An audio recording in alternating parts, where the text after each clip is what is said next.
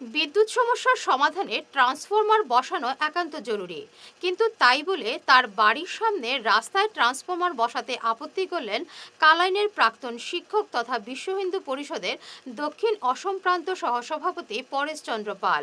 আজ এ নিয়ে এক সাংবাদিক বৈঠকে ঘটনার বিস্তারিত তুলে ধরেন তিনি।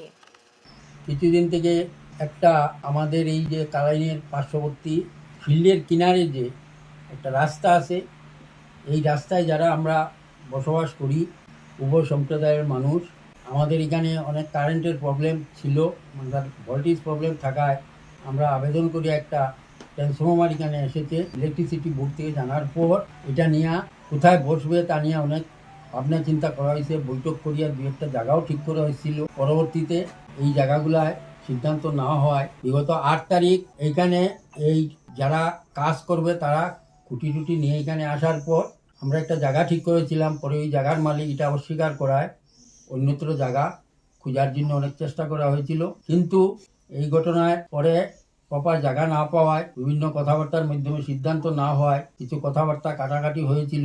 এবং এই ঘটনাকে সমাপ্ত করার জন্য এখানে যারা বিশিষ্ট নাগরিক ছিলেন, কানাড় অঞ্চলের বিশিষ্ট রাজনৈতিক দলের নেতৃবৃন্দ, আমার পাড়ার মই মুরব্বিয়া, তাদের উপস্থিতিতে আমার বাসায় 11 তারিখ একটা বৈঠক হয়ে একটা সিদ্ধান্ত হয়েছিল সর্বসম্মতিক্রমে যে ট্রান্সফরমার এই লাইনে একটা প্রপার জায়গায় বসানো হবে, একটা সেইফের জায়গায়। এবং এরপর 1 সপ্তাহ যতদিন লাগে, খুঁটি লাগলেও দেওয়া হবে প্রপার জায়গাতে বসানোর জন্য।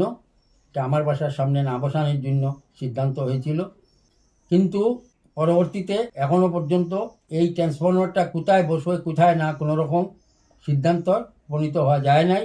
কিন্তু এই লাইনে একটা ট্রান্সফরমার খুবই দরকার, যে কোনো একটা প্রপার জায়গায় বসাইলে এটা আমার সহযোগিতা থাকবে এবং সবাই, আমরা যারা এখানে বসবাস করছি সবাই উপকৃত হবে।